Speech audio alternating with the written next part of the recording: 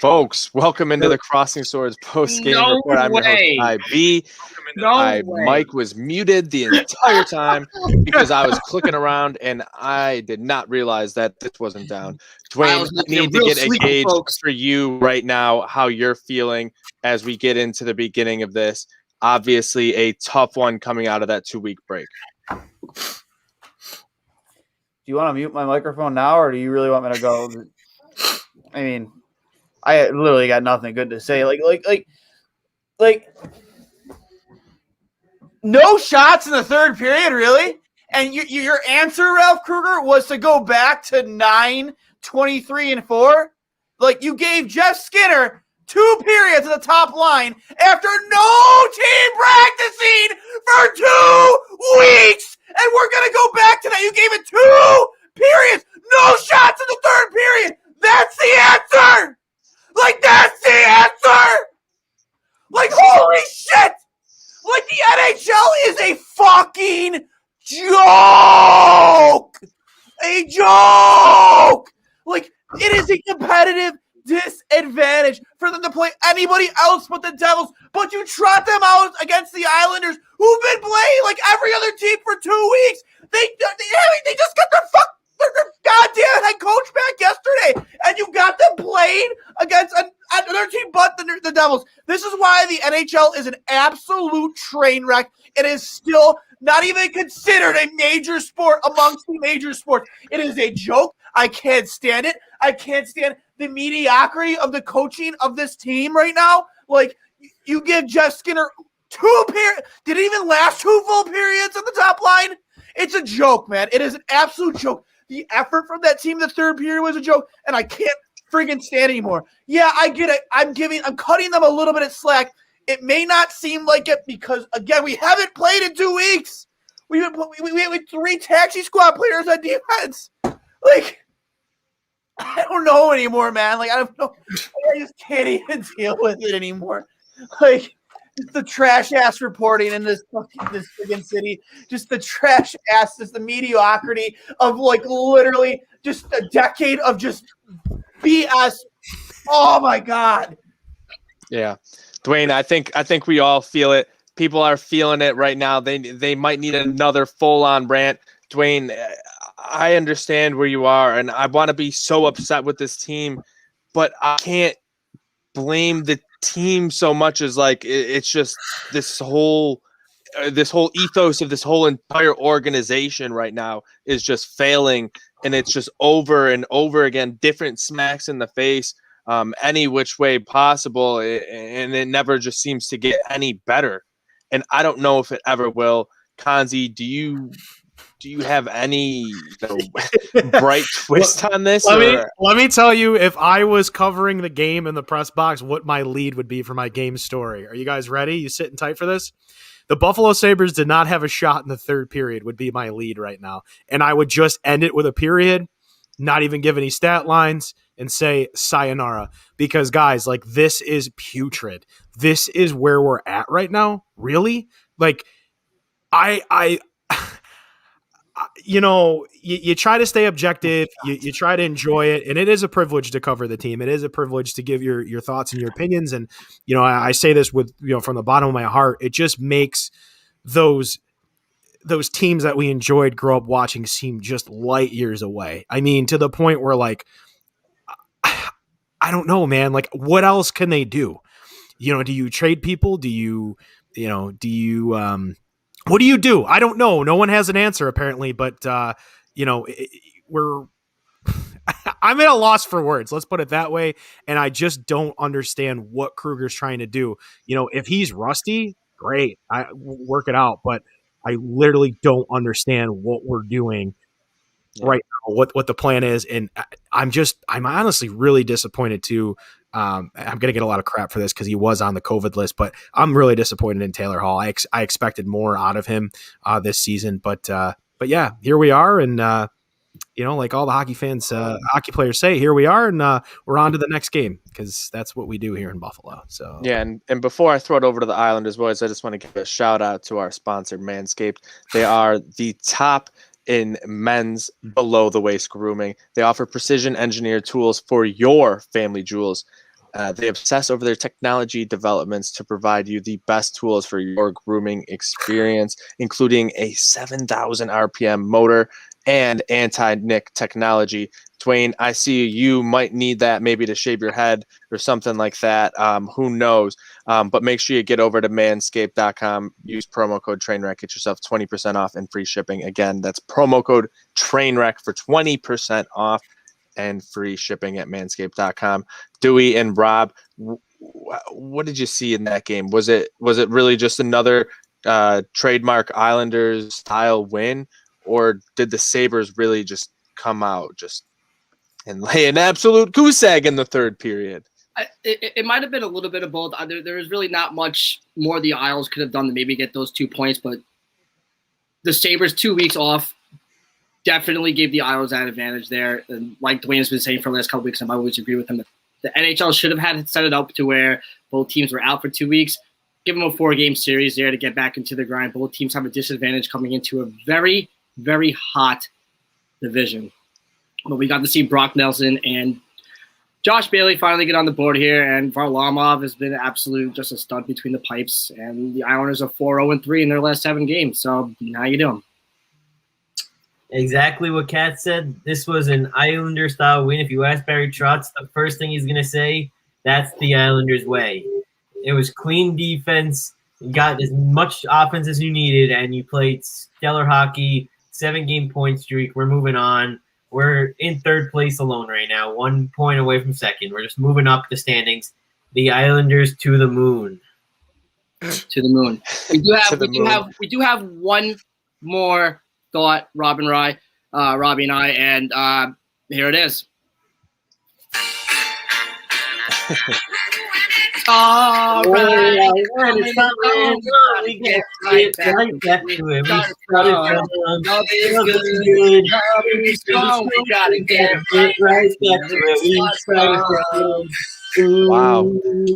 We've absolutely lost Dwayne now. It looks like he's out of here. Don't know if he is having technical difficulties there, or if he is just absolutely depressed, because I've never seen him like that. Who knows? But it's just, how do you not get a single shot in a period? Like, I get all the injuries and I get having to bring, all these other guys in and out, but it's just like, how do you believe in this team going forward? Because even the top players didn't look like they had it. Like, I just don't know. I just don't see right now. Yeah, it's awful. Bashing, don't actually do that, please. But yeah, bash your head off a wall maybe. But it's Konzi. It's the same old story yet again. It's like the child that's near the stove that keeps putting its hand on the stove and says, hey, I burned my hand. It's like, hey, don't put your hand on the hot stove, but they continue to freaking put their hand on the hot stove and get burned, except the person getting burned is us all the time. I mean, the good news is what, they've only played 11 games, but the bad news is if they don't figure it out quick, we are going to be out of the playoffs again for another year and on to baseball season, which I have never wished for baseball season more than I am right now, to be honest with you guys. I am just, I don't want to say depressed, but when you love something so much that you look forward to, and you study the game and you study the players and you spend all your time, getting excited for the season, and this is the product that comes out, you lose your love and passion. And I'm probably quoting Ryan O'Reilly by saying that, but like, let's face it, guys, like, I feel like I've aged 60 years watching this team in the last decade. I usually have a Sabres book on my coffee table. My late grandfather gave to me before he passed, and it's like the only thing that keeps me going here with this team is the fact that I have to live on this Sabres fanhood. And my dad will always say, "You don't have to. You could pick a new team." Well, no, that's not how I live my life. But I can tell you that I've reached a point where my expectations are so low. The lowest they've ever been, and I don't know where else to turn. I am just If I had one of those tired. 1970 inaugural swords, I might go Harikari right now. It is what it is. But Dwayne, I know you're feeling it. You had to take that second there. I see you got your hair back up and tamed a bit. Have you taken that time to regroup and get your thoughts together? I just feel so deflated, man. Like I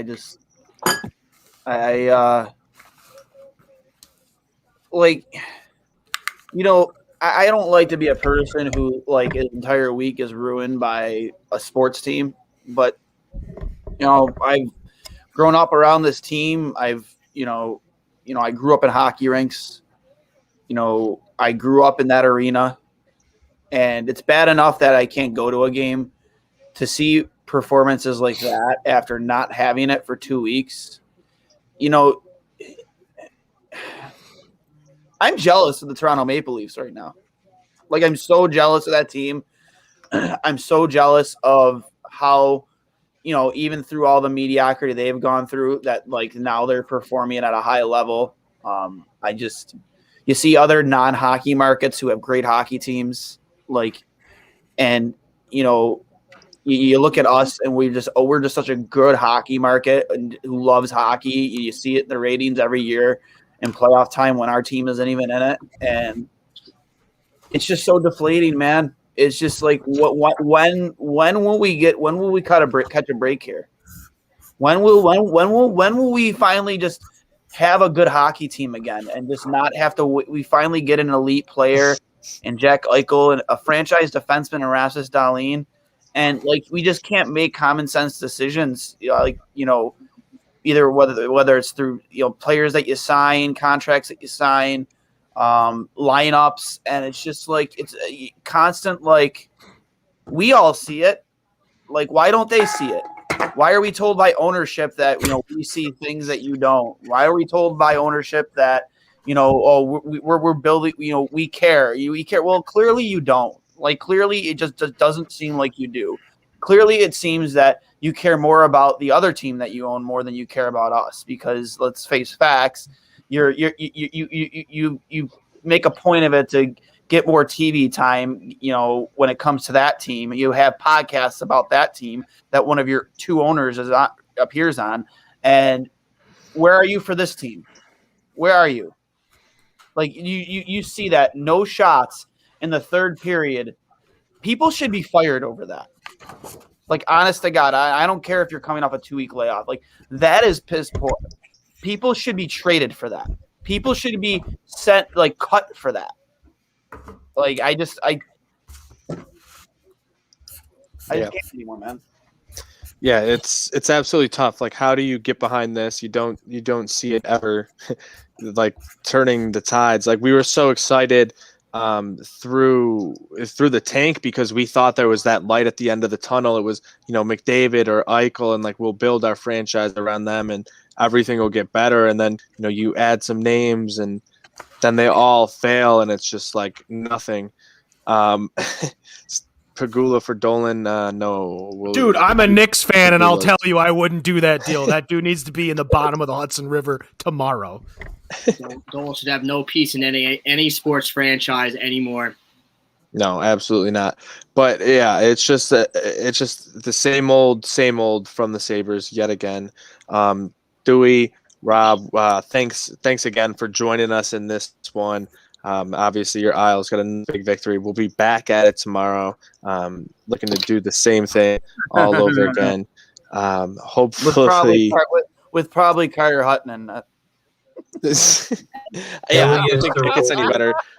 We will be seeing Sorokin tomorrow, it looks like. White whale. So that might be a better matchup for the Sabres than Varlamov. Sorokin's giving up like possibility three and a half. He's got like a 3.5, 3.6 goals against average, 870 save percentage. So he can be beat. Just the Sabres aren't very good at that consistently. So take that for you for said what it you all. will. You said it all. Yeah, it's like so hard trying to force any optimism out right now after that, but like here we are trying to do it. But again, thank you for everyone who's tuning in out there.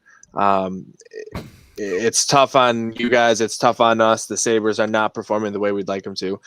You don't want to overreact because we understand guys being out and everything else, but it's just like you realize yet again the playoffs are like dangling in front of you and they're getting further and further and further away, and that chance might be escaping us. But hopefully they'll be able to turn things around tomorrow. Like we said, another game against the Islanders.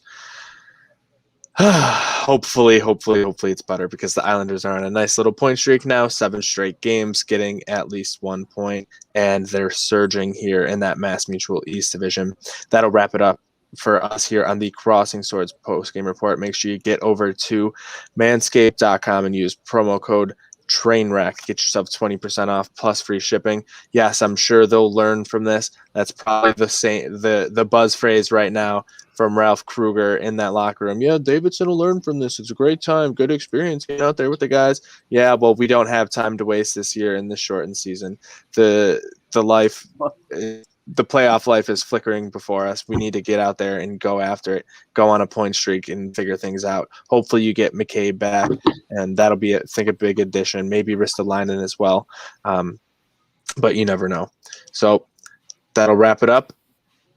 So you had I want to say let's go Buffalo, but I can't. You could just sing that out, Con. Sing it. So you had a bad day. No shots in the third period. We officially are